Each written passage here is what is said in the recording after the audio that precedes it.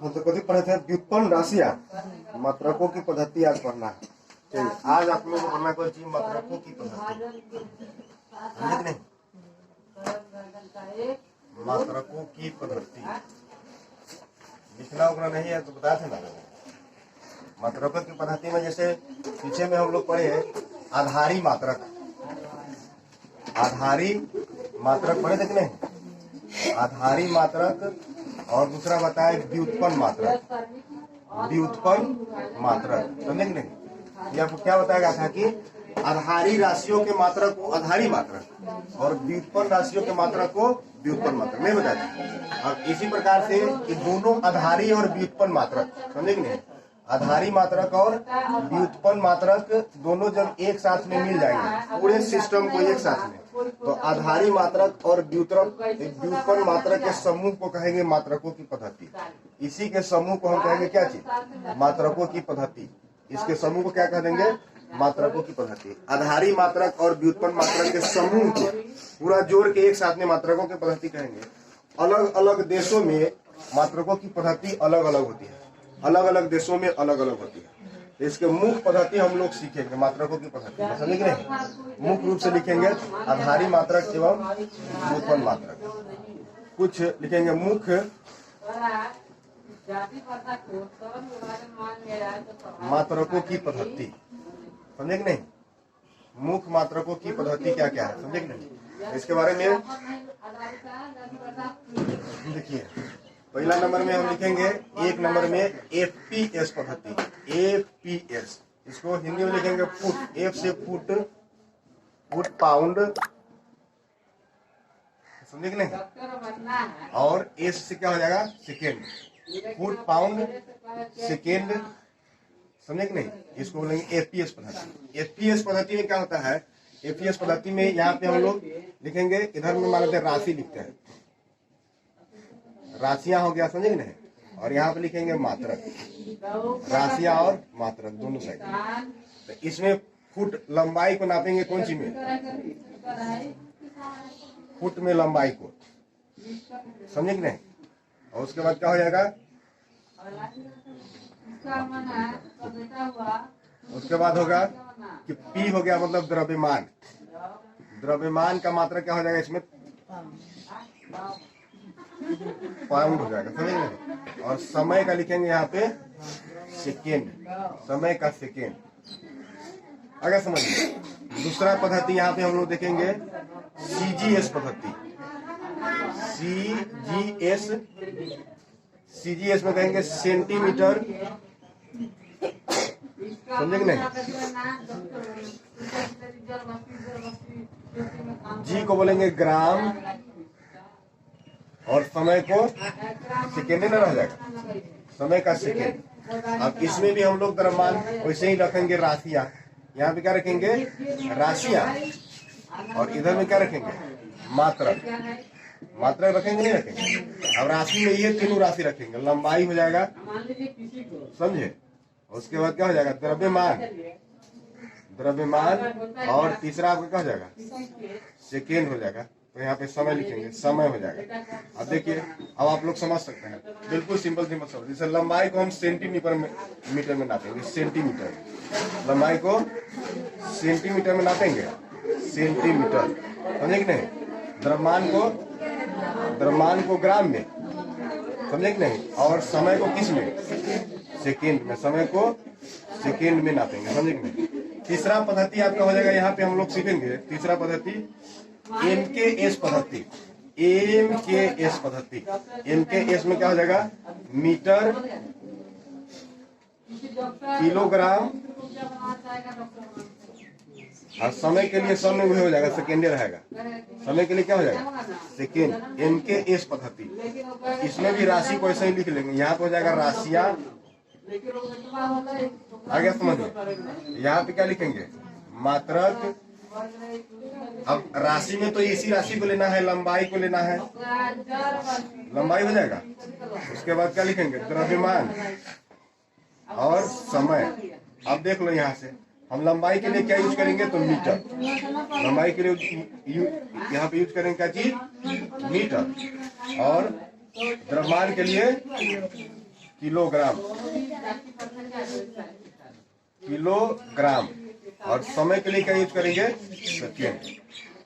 अब यहाँ पे एक चीज सीखो, मात्रकों की पद्धति में आपको क्या कहा गया कि आधारी होंगे, समझे कि नहीं, और व्युत्पन्न, समझे कि नहीं, व्युत्पन्न दोनों के समूह को हम कहेंगे मात्रकों की पद्धति। आधारी मात्रक और व्युत्पन्न मात्रक के समूह को मात्रकों की पद्धति। अलग अलग देशों में मात्रकों की पद्धति अलग होती है। पहला नंबर आपका होगा एफपीएस पद्धति, जो इसमें आपको लिख दिया गया, समझे कि नहीं, सीजीएस पद्धति, एनकेएस पद्धति। 3 पद्धति है, इसको आप लोग नोट कर लो कि 3 पद्धति है, दोनों को, सभी को लिख लीजिए। पॉइंट लिख लो तुम, मात्रकों के अंतर्राष्ट्रीय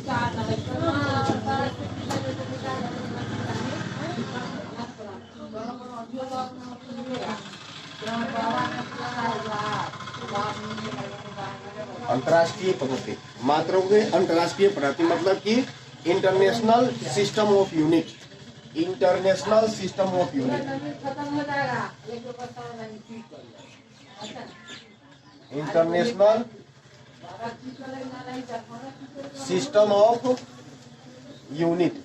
इंटरनेशनल सिस्टम ऑफ यूनिट क्या होता है, समझेंगे? इंटरनेशनल मतलब क्या है कि पूरा वर्ल्ड में एक जैसा पद्धति लागू हो। ये तो अलग अलग देश अपने अपने हिसाब से पद्धति लगा लिया ना, लेकिन यहाँ पे कहना है कि पूरा वर्ल्ड में एक जैसा सिस्टम ही लागू हो, इसीलिए अंतर्राष्ट्रीय पद्धति अपनाई गई। सभी जगह पे अंतर्राष्ट्रीय पद्धति अपनाई गई, समझे कि नहीं? तो इसका एक सम्मेलन हुआ था, सम्मेलन कहा हुआ था, समझे कि नहीं? तो उसको हम लोग महासम्मेलन के नाम दिया गया, महासम्मेलन, महासम्मेलन, समझे कि नहीं? महासम्मेलन कहा हुआ था, तो पेरिस के निकट है एक सेवरे नामक स्थान, समझे कि नहीं? सेवरे नामक स्थान है, सेवरे नामक स्थान पे एक सम्मेलन हुआ था, समझे कि नहीं? पेरिस के निकट सेवरे नामक स्थान पे सम्मेलन मतलब कि सभी साइंटिस्ट लोग बैठ के एक विचार किया कि पूरा वर्ल्ड में एक जैसा एसआई मात्रक होना चाहिए ताकि दिक्कत नहीं हो मापने में, समझे कि नहीं? यह सम्मेलन हुआ था कब? तो हुआ था यहाँ पे ये 1960 ईस्वी में, 1960 ईस्वी में हुआ था, समझे कि नहीं? 1960 ईस्वी में। स्थान आपको पता होगा कि नहीं? सेवरे नामक स्थान पे हुआ था कि पेरिस के निकट 1960 ईस्वी में। तो इस सम्मेलन को क्या कहा गया? 11वीं माप तौल सम्मेलन, 11वीं माप तौल, 11वीं माप और तौल सम्मेलन, समझे कि नहीं? 11वीं माप और तौल सम्मेलन इसका नाम दिया गया, मतलब कि इसमें 11वीं हुआ, समझे कि नहीं?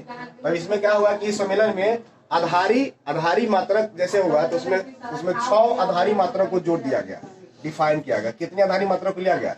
कि 6, समझे कि नहीं? इसमें एसआई मात्रक में शामिल कर लिया गया, जो आधारी मात्रक थे उसको यहाँ पे जोड़ लिया गया यूनिट के लिए कि पूरा वर्ल्ड में इसका यूज करना है, पूरा वर्ल्ड में मापने में इसी का यूज सभी जगह पे करना है।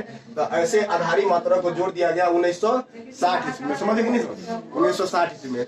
उसके बाद में क्या हुआ कि फिर ईस्वी 1970 ईस्वी में, 1970 ईस्वी में फिर एक बार सम्मेलन हुआ, 1970 ईस्वी में फिर सम्मेलन हुआ। तो उस सम्मेलन में क्या किया गया कि आधारी मात्रक में जो यहाँ पे लिखे हैं तो एक और आधारी मात्रक को जोड़ा गया, समझे कि नहीं? जो 7वां आधारी मात्रक था, 7वां आधारी मात्रक जिसे मोल होता है, समझे कि नहीं? तो मोल को इसमें जोड़ दिया गया, मोल जोड़ दिया गया। तो पूरा वर्ल्ड में अब एसआई मात्रकों की संख्या कितना हो गया? यहाँ पे मात्रकों की पद्धति को एक तो यहाँ, एक यहाँ पे और 6 यहाँ पे, तो कुल मिला के आधारी मात्रक कितने हो गए? बोलो तो आधारी मात्रक अब क्या हो गया? 7 ना हो गया। पूरा वर्ल्ड में अब 7 आधारी मात्रक हो गया, 7 आधारी मात्रक। अब देखो इसमें क्या लिखा गया? मात्रकों के पद्धति में इंटरनेशनल सिस्टम ऑफ यूनिट। तो इसको संक्षेप में शॉर्ट में क्या लिख दिया गया? शॉर्टकट इसको एसआई मात्रक, एसआई मात्रक जो हम लोग यूज करेंगे मुख्य भाषा में कि एसआई मात्रक। पूरा वर्ल्ड में हम एसआई मात्रक यूज करेंगे।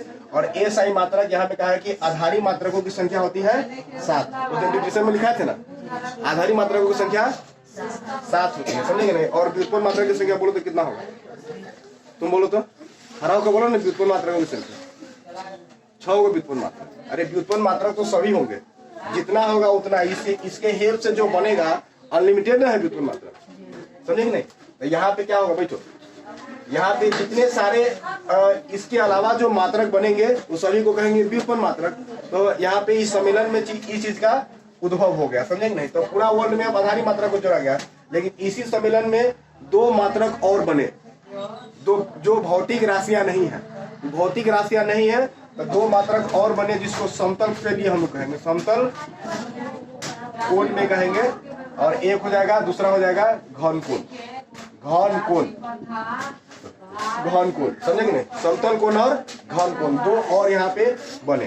तो इसमें क्या लिखा गया? समतल कोण में रेडियन, इसका मात्रक बना दिया क्या चीज? Radian, radian. और दूसरा इसका हो जाएगा स्टेरेडियन, स्टेरेडियन, स्टेरेडियन। इसका मात्रक हो गया रेडियन और इसका हो गया स्टेरेडियन। आ गया समझ में? इसको आप लोग लिख लीजिए, याद रह जाएगा ना पूरा पॉइंट, मुख्य बात लिख दिएगा, लिखो।